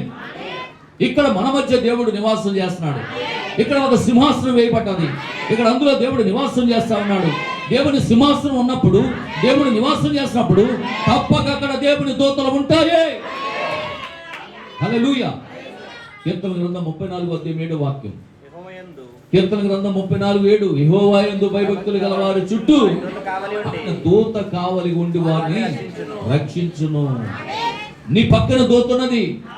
ఆమేన్. నువ్వు దేవుని కుమారుడు గనుక, నువ్వు దేవుని కుమార్తెవు గనుక, నువ్వు దేవుని యొక్క సన్నిధిలో ఉన్నావు గనుక, దేవుని ప్రసన్నత నీ మధ్య ఉన్నది గనుక, ఓ దేవుని సింహాసనం నీ మధ్య ఉన్నది గనుక, కెరూబులు తప్పనిసరిగా వారి డ్యూటీ అవి చేసుకుని వెళ్ళిపోతాయి. హల్లెలూయా. నువ్వు అడగక్కర్లేదు, ప్రభువా నాకు దూతని ప్రభువా అడగక్కర్లా. నువ్వు అడగక్కర్లేదు. నువ్వు అడగకుండానే దేవదూతలు ఎందుకు వస్తాయి? ఎందుకంటే నువ్వు దేవుడిని ఆహ్వానించావు. దేవుడిని ఆహ్వానించి స్తుతి ధూపం వేసినప్పుడు సింహాసనం వేయబడతా ఉన్నది. సింహాసనం చుట్టూ దూతలు కావలి ఉండడానికి వచ్చేస్తాయి. అప్పుడు నువ్వు అక్కడ ఉంటావు. నువ్వు ఎక్కడ ఉన్నావో అక్కడ దూతలు వచ్చి దిగుతాయి అక్కడ. హల్లెలూయా. అప్పుడు నీకు నిత్య భద్రత. ఆమేన్. హల్లెలూయా. కాబట్టి పిల్లరా, అందుకే దానియేలుని సింహపు గుహలో పడేసినప్పుడు దానియేలు భయపడకపోవడానికి గల కారణం ఏంటంటే, ప్రవక్త అంటున్నాడు, ఆమేన్, హల్లెలూయా, నేను దేవుడిని ఆరాధిస్తా ఉన్నప్పుడు దేవుడు పరలోకంలో చూస్తూ కూర్చోడు ఆయన. నేను దేవుడిని స్తుతిస్తూ ఉన్నప్పుడు దేవుడు పరలోకంలో కూర్చోడు ఆయన. నా యొద్దకు దిగి వస్తాడు. ఆయన వచ్చాడంటే ఆయనకు అక్కడ సింహాసనం ఉంటుంది. ఆయన సింహాసనం వచ్చిందంటే ఆయన కెరూబులు రావాలి అక్కడికి, ఆయన శరాపులు రావాలి అక్కడికి, ఆయన దూతలు రావాలి అక్కడికి, అక్కడ ఆరాధన జరగాలి అక్కడ. హల్లెలూయా. దానియేలు ఏమో మాట్లాడి కూర్చున్నాడా? సింహభూమిలోకి వెళ్ళినా పాటలు పాడతాను, సింహభూమిలోకి వెళ్ళినా ఆరాధన చేస్తున్నాడంట. ఆమేన్. అప్పుడు దేవుని యొక్క సింహాసనం దిగి వచ్చింది. దేవుడు దిగి వచ్చాడు, దేవదూతలు దిగి వచ్చినాయి. అందుకే ఆ సింహాల నోళ్లు మూయబడ్డాయి, దూతలు కావలిగా ఉండదు. ఆమేన్. ఒకసారి ఎలీషాని పట్టుకోవడం కోసం ఆ సైన్యం వచ్చేస్తుంది, సిరియా సైన్యం చుట్టుముట్టేస్తుందండి. ఓ చుట్టుముట్టేసి ఇవాళ ఏదో రకంగా ఎలీషాని పట్టుకుని మన దేశం తీసుకెళ్ళిపోరండి. హల్లెలూయా. ఉదయం అయింది, సూర్యోదయం అయింది. ఉదయాన్నే లేచాడు గెహాజీ, శిష్యుడు కళ్ళు నలుపుకుంటూ వచ్చాడు. వచ్చినప్పటికీ ఆ యొక్క ఇంటి చుట్టూ భయంకరమైనటువంటి సైన్య సమూహం గుర్రాలతో రథాలతో చుట్టుముట్టుంది. ఆమేన్. హల్లెలూయా. వెంటనే పరుగున లోపలికి వెళ్ళి, గురుగారు ఇయాలతో మన పని అయిపోయింది అన్నాడు. ఏమరా, ఏం మన పని అయిపోయింది అంటున్నావు ఏంట్రా? అది ఏం లేదంటే మనం ఇక్కడ ఇద్దరమే కదా ఉంటా, మనం ఉన్నది ఇద్దరమేనైనా అక్కడ మామూలుగా లేరు. చూడు సైన్యం, చూడు చుట్టూ సైన్యం చూడు. అదిగో రథాలు వచ్చినాయి, గుర్రాలు వచ్చినాయి, సైన్యం వచ్చేసారు, చుట్టూ ఉన్నారు. ఎటు తప్పించుకోవడానికి వీలు లేదు నాయనా. హల్లెలూయా. దేవునికి స్తోత్రం కలుగును గాక. ఎలీషా అన్నాడంట, అసలు కొంచెం కూడా భయపడదు. మనకైతేనా ఇంకేమన్నా మనం అయితే ఏం చేస్తాం, ప్రభువా ఎంత ప్రార్థన చేస్తున్నాను, ఆదివారం వెళ్తున్నాను, శుక్రవారం వెళ్తున్నాను, ఎన్నైనా చుట్టూ ఎలా ముట్టేశారు ఎన్నైనా అని ఎన్ని రకాలుగా థాట్స్ వచ్చేస్తాయి మనకి. రావా? ఉపవాసం ప్రార్థన, శుక్రవారం ఉపవాసం ఉంటున్నాను ఆయన, హల్లెలూయా, నాకే రావాలి ఈ కష్టం, దూరపరిచిన అయినా అంత తీసేది అయినా, ఎన్ని ప్రార్థన చేసేస్తాం మనం. కానీ ఎలీషా ఏమన్నా తెలుసా, రే ఇవేం కంగారు పడక, వాళ్ళు పెద్ద సైన్యం ఏమీ కాదు. హల్లెలూయా, దేవునికి స్తోత్రం కలుగును గాక. వాళ్ళకంటే మనకున్న భద్రత రెట్టింపు ఉంది. దేవునికి స్తోత్రం, హల్లెలూయా. ఇలా చూసాడంటే ఏం కనపడుతుంది. అప్పుడు అన్నాడంటే ఎలీషా, ప్రభువా నాకైతే చూపిస్తున్నావు కానీ వీడికి చూపించడు ఆయన, వీడి కన్నులు తెరువు నాయన, నాకు కనపడుతున్నారు సైన్యం, దూతలు నాకు కనపడతా ఉన్నాయి. హల్లెలూయా. వీడి కంగారు ఎక్కువైపోయింది, వీడు భయపడిపోతున్నాడు, వీడికి చూపించిన ఆయన అని చెప్తే దేవుడు ఆ గెహాజీ కన్నులు తెరిచినందున అక్కడ ఉన్న రథాల కంటే, అక్కడ ఉన్న సైన్యం కంటే అధికముగా దేవదూతను దేవుడు మాట్లాడతాడు. హల్లెలూయా, దేవునికి మహిమ కలుగును గాక. ఆమేన్. అందుకే ప్రియమైనటువంటి దేవుని బిడ్డలారా, మనం ప్రతి ఆదివారం ఇంత సమయాన్ని వెచ్చించి ఇంత మరి దేవుని యొక్క సన్నిధికి వస్తూ ఎంతో దూరం నుంచి వచ్చి ఇక్కడ మనం దేవుని యొక్క వాక్యం వింటున్నామంటే, దేవుని మాటలు వింటున్నామంటే, దేవుల్లో బలపడుతున్నామంటే ఇది ఎన్నడూ వ్యర్థముగా పోదో. హల్లెలూయా, దేవునికి స్తోత్రం కలుగును గాక. ఆమేన్. కనుక ప్రియమైనటువంటి దేవుని బిడ్డలారా, ఇంకో కొన్ని మాటలు చెప్పి నేను ముగించి ప్రార్థన చేస్తాను. చూడండి, ఏడకుండా చూడండి, పిల్లలు ఏడకుండా చూడండి, కింద తీసుకెళ్ళండి. హల్లెలూయా. కనుక పిల్లారా, ఇలా దేవుని కుమారుల చుట్టూ కనిపించిన దేవదూతలు మరి దేవుని కుమారుల కంటే ఆ దేవుని కుమారులను కంటికి రెప్పల ప్రతి నిమిషము కాపాడుచూ ఉన్నాయన్న సంగతి నీకు తెలుసా? ప్రతి నిమిషము కూడా నువ్వు పనికి వెళ్ళినా, నువ్వు ఉద్యోగానికి వెళ్ళినా, నువ్వు వ్యాపారానికి వెళ్ళినా, నువ్వే స్థలంలోకి వెళ్ళినా, హల్లెలూయా, నీ కొరకు దేవుడు ఒక దూతను కావలిగా పెడుతున్నాడు, ఒక దూతను సహకారిగా ఇస్తా ఉన్నాడు. నీ పాదములకు రాయి తగలకుండా వారు నిన్ను ఎత్తుపట్టుకుంటారు. హల్లెలూయా, దేవునికి మహిమ కలుగును గాక. కనుక కంటికి రెప్పలా కాపాడుతూ ప్రతి నిమిషము నీ అట్లా భద్రత కలిగి ఉన్నాడు. కాబట్టి దేవుని మీద మనకు నమ్మకము, విశ్వాసము, గౌరవము, భయము, భక్తి ఉండాలి. నీవు ఒక ప్రభావమును కలిగి ఉండవచ్చు. నేను ఆయన వలె ప్రసంగించాలి, నేను ఆమె వలె పాడాలి. ఆమేన్. అయితే దేవుడు నిన్ను పిలిచాడు అని నీవు తెలుసుకునేంత వరకు, అనగా గుర్తించేంత వరకు ప్రసంగించుటకు ప్రయత్నించవద్దు. నీవు నీ సాక్ష్యముతో నిలిచి ఉండు. హల్లెలూయా. మనిషికి కోపం అనేది మంచిది కాదు, అది అనేక అనర్థాలకు దారితీస్తుంది. రాజుల జీవితాల్లో అదే జరిగింది. రాజుల జీవితాల్లో అదే జరిగింది. కోపం ఒకటి ఉంటే సరిపోద్దంట. కోపానికి ఏమైందంట చెప్పండి. ఇంకోటి గర్వం, ఇంకోటి యాడ్ అయిందంట. అతనిలో ఏమొచ్చిందంట? గర్వం.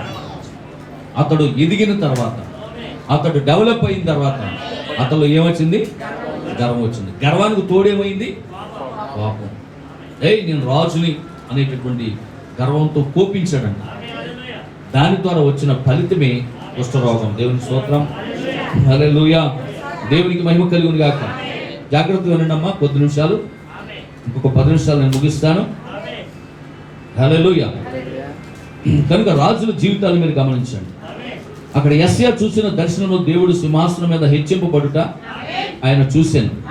అయితే ఇక్కడ రాజు అయిన ఉజ్జియా హెచ్చింపబడి ఆలయంలో ధూపం వేయటానికి పూనుకున్నప్పుడు దేవుడు అతని కుష్ఠరోగంతో మొత్తునందున ఆ రోగంతోనే ఆయన మరణించాను.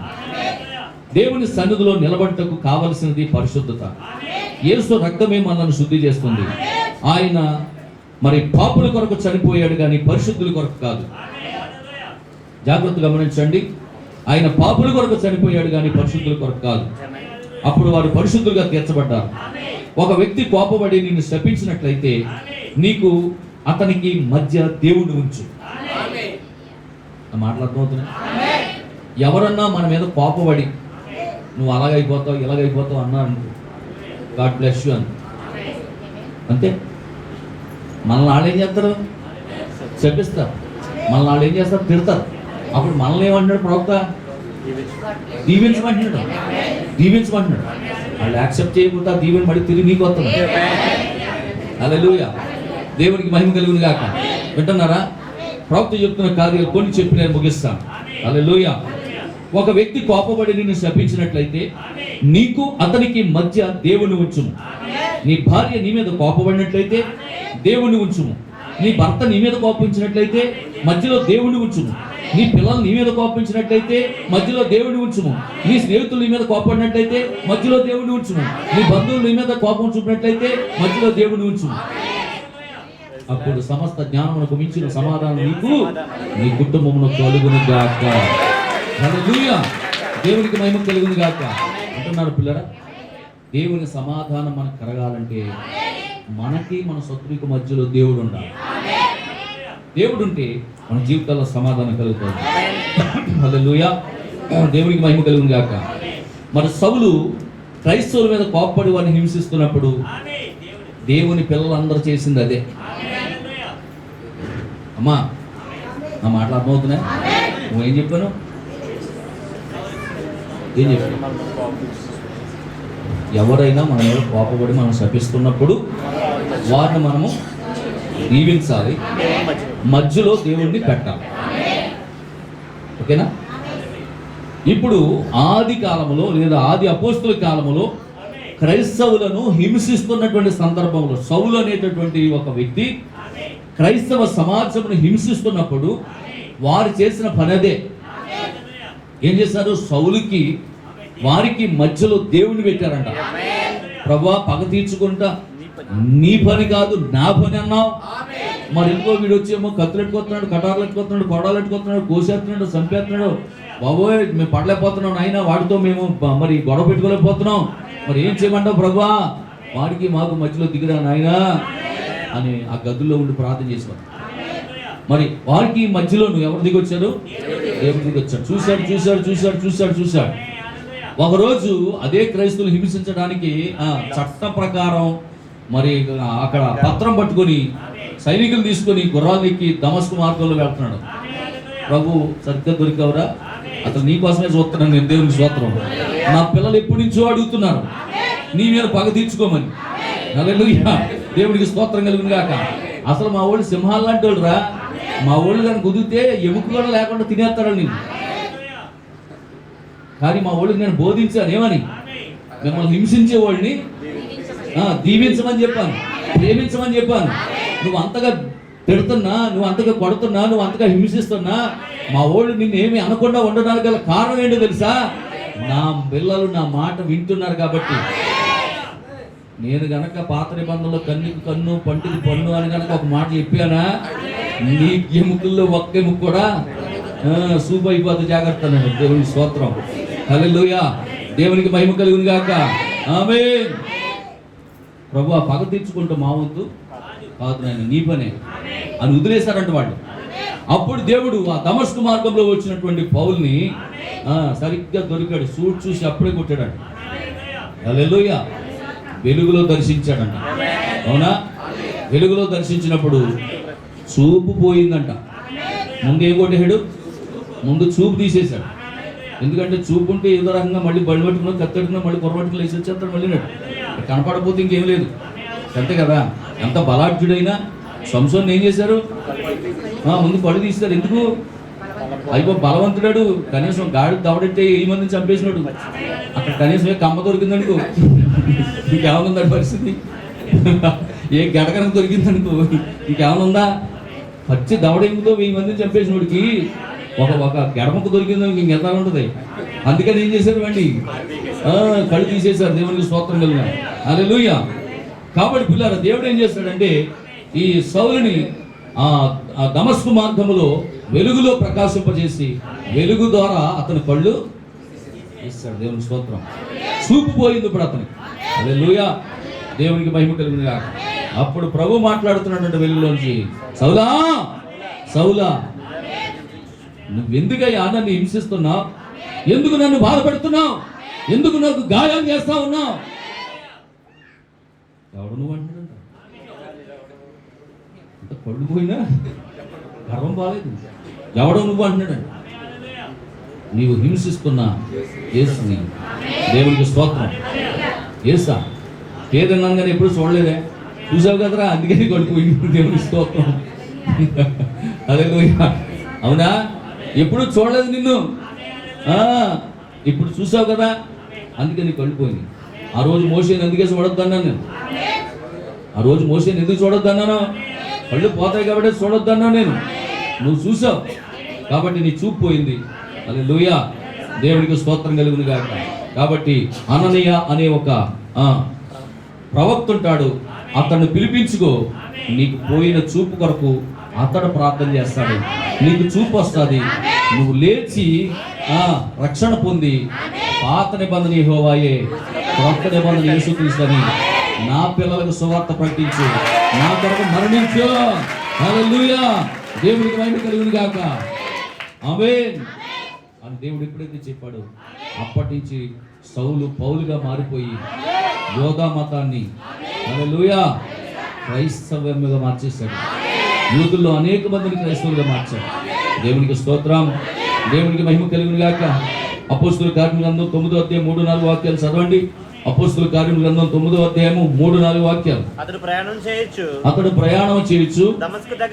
దమస్కు దగ్గరకు వచ్చినప్పుడు అకస్మాత్తుగా ఆకాశం నుండి ఒక వెలుగు అతని చుట్టూ ప్రకాశించెను. అప్పుడు అతడు నేల మీద పడి సౌలా నీవేళ నన్ను హింసించుచున్నావని తనతో ఒక స్వరము పలుకుట వినేను.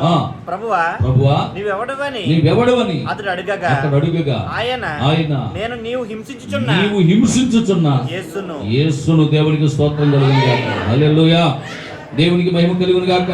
కనుక ప్రియమైనటువంటి దేవుని బిడ్డలారా, దమస్కు మార్గంలో దేవుడు సౌలును దర్శించి పౌలుగా మార్చి తన సేవలో వాడుకున్నాడు.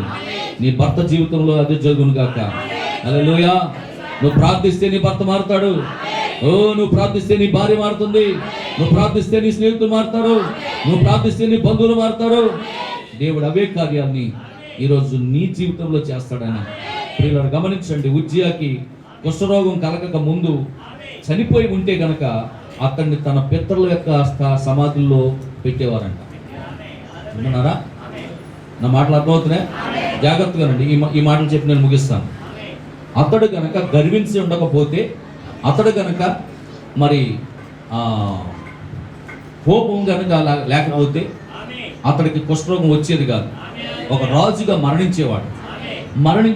మరణించినప్పుడు తన పితరుల దగ్గరికి తీసుకెళ్లి పాతి పెట్టేవాడు. కానీ ఇప్పుడు అతడు కోపించినందువల్ల, గర్వించినందువల్ల, కుష్ఠరోగం వచ్చినందువల్ల అతడు చనిపోయినందుకు ఎక్కడ పాతి పెట్టారో చూడండి. దినవృత్తాంతముల 2వ గ్రంథం 26-23 చదవండి. దినవృత్తాంతముల 2వ గ్రంథము 26వ అధ్యాయము 23వ వాక్యం. ఉజ్జియా తన పితరులతో కూడా నిద్రించెను. అతడు కుష్ఠరోగి అని రాజుల సంబంధమైన శ్మశాన భూమిలో అతని పితరుల దగ్గర అతన్ని పాతి పెట్టింది. ఆమేన్. దేవునికి స్తోత్రం. హల్లెలూయా. రాజుల సంబంధమైన భూమిలో పాతి పెట్టారు. కానీ తన పితరులు అంటే ఈ ఇల్లు కాదు, రాజులకు సంబంధించిన శ్మశాన భూమిలో పాతి పెట్టారండి. హల్లెలూయా. దేవునికి స్తోత్రం కలుగును గాక. కానీ యాక్చువల్గా తన పితరులు ఎవరైతే ఉన్నారో, ఆ ఉజ్జియాకి సంబంధించినటువంటి తండ్రులు, ఆ ఉజ్జియాకి సంబంధించినటువంటి వారు ఎవరైతే ఉన్నారో వారి సమాధుల దగ్గర పాతి పెట్టారు. దేవునికి స్తోత్రం. హల్లెలూయా. దేవునికి మహిమ కలుగును గాక. ఆమేన్. కనుక ప్రియమైనటువంటి దేవుని బిడ్డలారా, నాకు కూడా ఒక చిన్న కోరిక ఉంది. నేను చనిపోయినప్పుడు మరి నన్ను నా తల్లి ఒడిలో పాతి పెట్టాలని. నా తల్లి శవం ఎక్కడైతే ఉందో అందులోనే పైనే పడుకోబెట్టాలి. నా తల్లి ఒడిలో ఉండాలనేది నా ఆశయం. అది దేవునికి స్తోత్రం. హల్లెలూయా. ఎందుకంటే నేను లేకపోయినా ముందే చెప్తున్నాను. కనుక ప్రియమైనటువంటి దేవుని బిడ్డలారా, మన పితరుల యొద్దకు మనం చేర్చబడాలంట. దేవునికి స్తోత్రం. హల్లెలూయా. కనుక ఇక్కడ కావున నిన్ను నీవు అల్పులుగా చేసుకొని దేవుని ముందు నిన్ను నీవు తగ్గించుకొని అతిశయపడవద్దు, గర్వించవద్దు. ఇశ్రాయేలును పరిపాలించిన రాజులందరూ కూడా ఏం చేస్తారంటే ఫెయిల్ అయిపోయారు. ఇశ్రాయేలీయులను పరిపాలించిన రాజులందరూ కూడా ఏమైపోయారంటే ఫెయిల్ అయిపోయారు. ఆమేన్. హల్లెలూయా. అందుకే దేవుడు మరలా తిరిగి ఆయన రాజులకు రాజుగా, ప్రభువులకు ప్రభువుగా, నిన్ను నన్ను పరిపాలించడానికి ఆయన మళ్ళా రాజుగానే వచ్చాడు. అవునా? అందుకే ఏమన్నాడు? యూదుల రాజుగా పుట్టినవాడు ఎక్కడ? అపోస్తుల కార్యముల గ్రంథం 13:23 కూడా చదవండి. అపోస్తుల కార్యముల గ్రంథం 13వ అధ్యాయం 23వ వాక్యం. అతని సంతానం అనగా దావీదు సంతానంలో నుండి దేవుడు తన వాగ్దానము చొప్పున ఇశ్రాయేలు కొరకు రక్షకుడగు యేసును ఆమేన్. ఎందుకంటే ఇశ్రాయేలుకి ఎంతమంది రాజులు వచ్చినా ఆమేన్ అనడమా? అనుక భోజనం వచ్చారా? దేవునికి స్తోత్రం. వింటున్నారు నా మాటలో? హల్లెలూయా, దేవునికి మహిమ కలుగును గాక. ఇశ్రాయేలీయులకు 12 గోత్రాల వారికి ఎంతో మంది రాజులు వచ్చినా వారెవరూ కూడా వారిని రక్షించలేకపోయారు, వారెవరూ కూడా వారిని విమోచించలేకపోయారు, వారెవరూ కూడా వారిని మంచిగా పరిపాలించలేకపోయారు. కొన్ని సంవత్సరాలు బాగా పరిపాలించినా కొంతకాలానికి వాళ్ళు ఏమొచ్చింది? గర్వం వచ్చి, కోపం వచ్చి, చేయకుండా పనులు చేసి ఫెయిల్ అయిపోయారు. కాబట్టి ఇప్పుడు దేవుడే ఇశ్రాయేలుకు రాజుగా భూమి మీదకి వచ్చాడు, ఇశ్రాయేలీయుల కొరకు. అవునా? రోమా 9:4, రోమపత్రిక 9వ అధ్యాయం 4వ వాక్యం. చాలా అద్భుతమైన సబ్జెక్ట్. వీరు ఇశ్రాయేలీయులు దత్తపుత్రత్వం, మహిమ, నిబంధన, ధర్మశాస్త్ర ప్రధానములను, అర్చనాచారాదులను, వాగ్దానాలు కూడా వాడే. పితరుల వీరు వారు శరీరమును బట్టి క్రీస్తు వీరిలో పుట్టెను. ఆమేన్. అర్థమవుతుందండి? ఎలా చూసుకున్నా దేవుడు ఎవరి కోసం వచ్చాడంటే ఇశ్రాయేల్ కోసం వచ్చాడు, అసలు మన కోసం కాదు. ఎందుకంటే వాళ్ళని దేవుడు పరిపాలించాలి అన్నది ఆయన ఉద్దేశం, అసలు ఉద్దేశం. కానీ దేవుడిని పరిపాలన చేయనివ్వట్లేదు వాళ్ళు. ఆది నుండి కూడా వాళ్ళు అదే విధానంలో వస్తున్నారు. కాబట్టి దేవుడు ఏం చేస్తాడంటే మానవ స్వరూపం దాల్చుకుని మానవులు పరిపాలించడం కోసం, ఇశ్రాయేల్ పరిపాలించడం కోసం, వాళ్ళని రక్షించడం కోసం ఆయనే స్వయంగా ఇశ్రాయేల్ దగ్గర వచ్చాడు. మరి వాళ్ళు నమ్మారా అంటే నమ్మలేదు. యోహాను సువార్త 1వ అధ్యాయం 11వ వాక్యం, 11-12 చదివండి, ముగించి ప్రార్థన చేస్తాను. హల్లెలూయా. ముగించమన్న వాళ్ళు హల్లెలూయా చెప్పండి. హల్లెలూయా అన్నారా?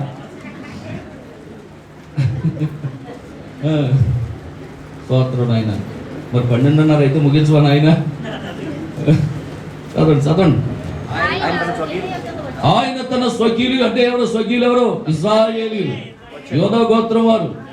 ఇశ్రాయేలీయులు 10 గోత్రాలు, 2 గోత్రాలు చెప్పండి. యోధా చెప్పాను కదా. ఇశ్రాయేల్ దేశం 10 గోత్రాలు, యోధా దేశం 2 గోత్రాలు, మొత్తం 12 గోత్రాల ప్రజలందరూ కూడా కలిసి ఇశ్రాయేలీయులు. అందుకే అంటున్నాడు, చూడండి అక్కడ ఏమంటున్నాడు? ఆయన తన స్వకీయుల యొద్దకు వచ్చాను, తన స్వకీయులు ఆయనను అంగీకరించలేదు. పాత నిబంధనలను అంగీకరించలేదు. కొత్త నిబంధనలోకి మనుషుడిగా భూమి మీద అప్పుడంటే ఆత్మస్వరూపుడిగా ఉన్నాడు, కనబడతలేదు. కనబడిన తర్వాత మాకెందుకు అనుకున్నారు పోను అనుకోండి సీనియర్ అంతేనా? అప్పుడంటే కనబడతలేదండి దేవుడు. కనబడిన దేవుడు మాకెందుకు? కుర్చీలో కూర్చోవాలి కదా వచ్చి. బైబిల్ మిషన్ చాలా మంచివాడు, పాపం కనపడకపోయినా 3 కుర్చీలు వేసేస్తారు. అదే 3 కుర్చీలు వేసేస్తారు. తండ్రి, కుమార, ఎంత నమ్మకం వాళ్ళకి. 3 వచ్చేసారండి. కనపడకపోయినా నమ్మేస్తారు. చూడండి, ఇప్పుడు ఇశ్రాయేలు ప్రజలకి ఆ దేవుడు కనబడతలేదు.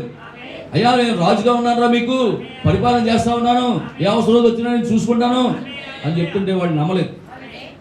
సరే వాడు నమ్మట్లేదు కదా అని చెప్పి దేవుడు, వాక్యమైన దేవుడు ఏం చేస్తాడంటే శరీరం దాల్చుకుని మానవ రూపం దాల్చుకుని భూమి మీదకి వచ్చేసి సొంత సఖీల దగ్గర వెళ్ళాడు. అబ్బాయి నేనే రా మీ రాజుని. ఊరుకోయా, మా రాజుగారు అంటే ఎలా ఉంటారు? రాజు అంటే ఎలా ఉంటారమ్మా? గుర్రం మీద రావాలి, రథం మీద రావాలి, ఈ చేతికి ఒక 5, ఈ చేతికి ఒక 5, కిరీటము, రాజదండము, చుట్టూ సైనికులు. నువ్వేంటయ్యా గాడి మీద కూర్చో? అంతేనా? నమ్మారా?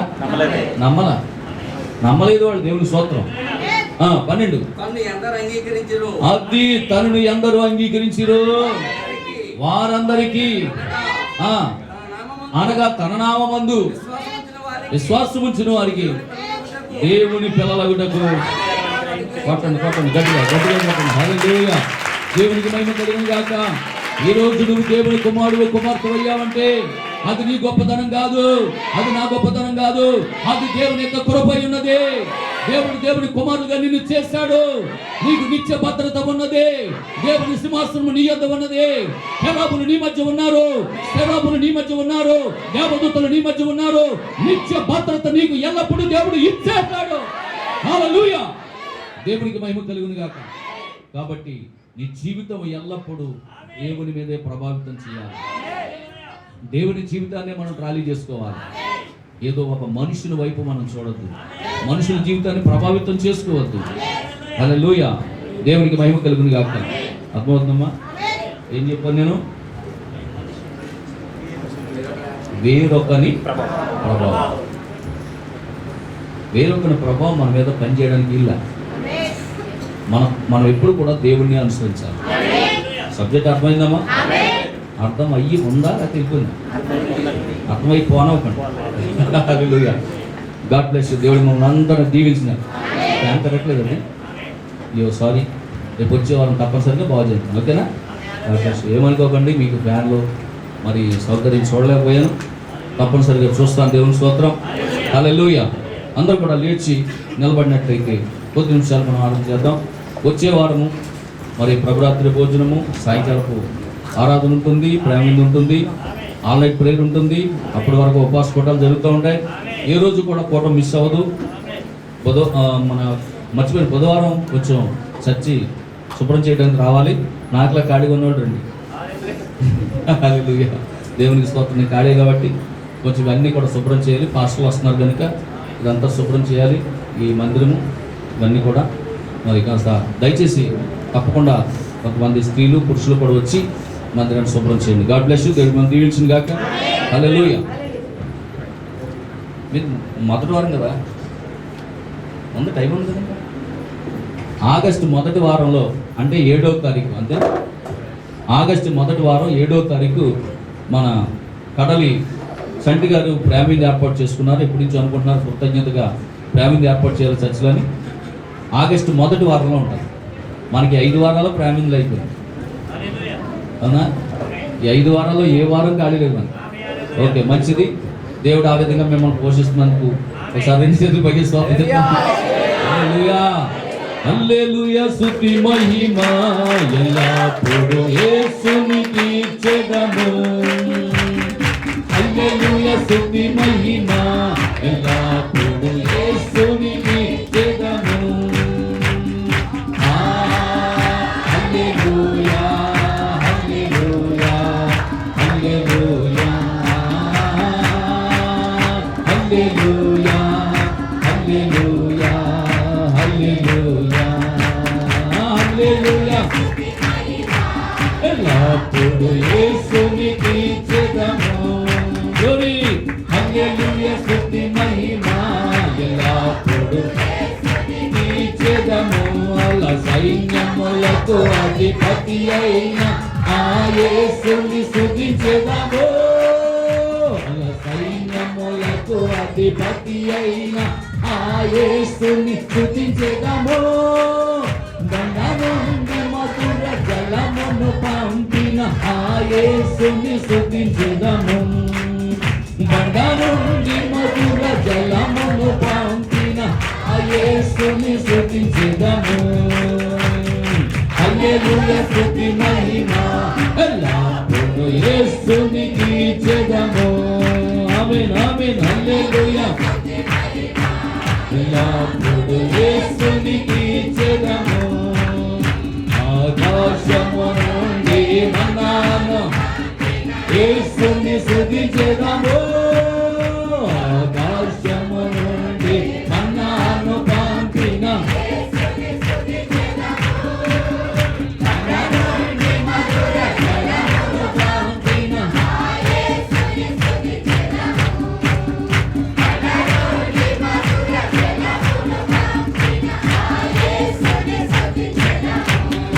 glory.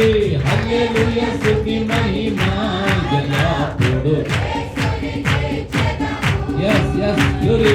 హల్లెలూయా. స్తుతి మహిమ ఎల్లప్పుడూ యేసుని స్తుతించెదము. హల్లెలూయా. అందరూ కూడా 2 చేతులు పైకెత్తి దగ్గరగా దేవుని స్తోత్రం చేద్దాం. హల్లెలూయా. దేవునికి మహిమ కలుగును గాక. మంచిది. ముగింపు ప్రార్థన చేస్తా ఉన్నాను. మహాపరిశుద్ధుడా, కనికర పూర్ణుడా, యేసు నీకు వందనాలు నాయనా. ఈ యొక్క మధ్యాహ్న కాల సమయంలో ప్రభువా, ఈ ఎండవేళనైనా ఆ సింధూర వనములో అబ్రహాము దగ్గరకు ప్రత్యక్షమైన దేవుడు, ఆ రోజు అబ్రహాము నీ దగ్గర సాష్టాంగపడి ఎంత విధేయత చూపించాడు ప్రభువా, ఎంత అణుకు చూపించాడు నాయన. అబ్రహాము ఆ కాలంలో బహు ధనవంతుడే, ఆ కాలంలో గొప్ప పేరు కలిగిన వాడే. అయినప్పటికీ నువ్వు వచ్చావని తెలిసి నీ పాదాల వద్దకు వచ్చి నిన్ను గుర్తుపట్టి సాష్టాంగపడ్డాడు ప్రభువా. అలాంటి ఆ విధేయత, ఆ గొప్ప నాయన తగ్గింపు మాకు కూడా దయచేయండి.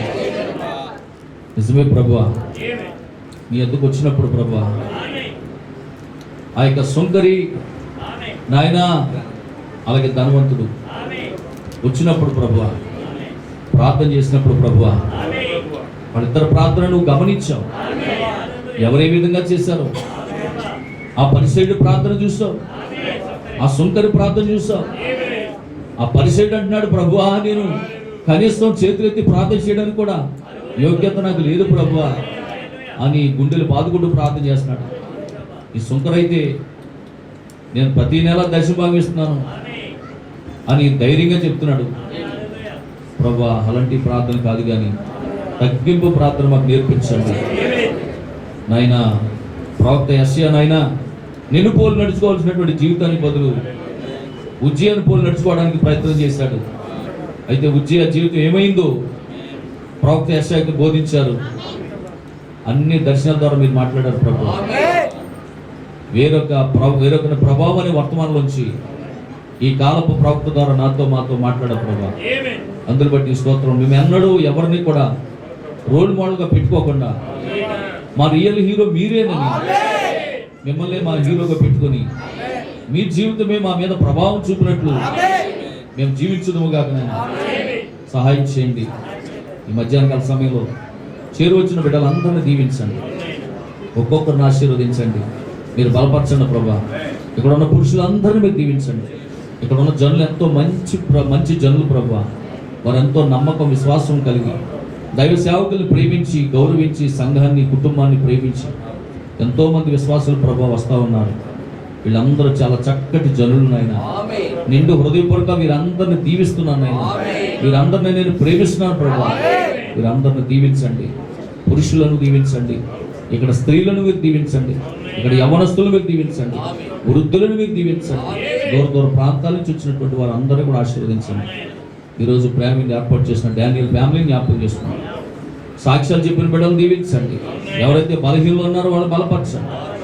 శారం రోజు ఆరోగ్యం మీరు చేసిన మేలు కొరకు పొందనాను. టైఫాయిడ్ జ్వరం నుంచి విడిపించినందుకు పొందనాను ప్రభువానికి స్తోత్రాలు. ఇంకా ఎవరైతే బలహీనలు ఉన్నారో వాళ్ళని బలపరచండి నాయన. మీరు అక్కడ మమ్మల్ని సిద్ధపరచండి ప్రభా. ఇదో శాండీ కొరకు ప్రార్థిస్తున్నాం నాయన. తలకి గాయం తగిలి నాయన చాలా బాధపడుతూ ఉంది. చిత్తమైతే ముట్టి స్వస్థపరచండి ప్రభా. దానికి మళ్ళీ జీవం పోయింది ప్రభా. ఎందుకంటే నేను సర్వశరీరులకు దేవుడు అన్నప్పుడు అది శరీరం కలిగింది కనుక దానికి కూడా నువ్వు దేవుడు అయ్యున్నావు ప్రభా. ఆ పోయినటువంటి చూపు మళ్ళా వచ్చును కాక, ఆ గాయము కట్టబడిన కాకపోతే తిరిగి నడుచును కాకపోతే సహాయం చేయండి. వచ్చిన బిడ్డలందరినీ మీరు దీవించండి, ఆశీర్వదించండి. ఆయా పరిసర ప్రాంతాల నుంచి వచ్చిన వారందరినీ మళ్ళీ తిరిగి ఎవరి గృహాలు వారు వెళుతుండగా ప్రయాణంలో సహాయం చేయండి. దీవించి పంపించమని ఈ వారం అంతా కాపాడమని. రేపు వారంలో జరిగే కోటాలు దీవెనకరంగా, ఆశీర్వాదకరంగా, ఉపవాస కోటాలు దీవెనకరంగా జరిగించండి. సేవకులు మా మధ్యలో నడిపించండి. సంఘానికి మాకు కావలసిన ఆత్మీయ వర్తమానం అందించండి. మాట్లాడండి ప్రభు. యేసుక్రీస్తు నామములో ప్రార్థించుచున్నాము తండ్రి. మన ప్రభువైన యేసుక్రీస్తు వారి యొక్క కృప, దీవెన, సంధి, సహవాసం ఇక్కడ చేరిన మనకు సకల పరిశుద్ధులకు, మరి ముఖ్యంగా ఈ కూటంలో పాలుపంపులు పొందిన మనందరికీ, అలాగే ప్రేమగా ఏర్పాటు చేసిన కుటుంబానికి సదా దేవుడి తోడు నడిపించి దీవించి ఆశీర్వదించి వారమంతా కాపాడును గాక. Amen, amen. షాలోమ్. God bless you. ప్రభు మిమ్మల్ని అందరూ దీవించుగాక. అందరికీ వందనాలు. God bless you.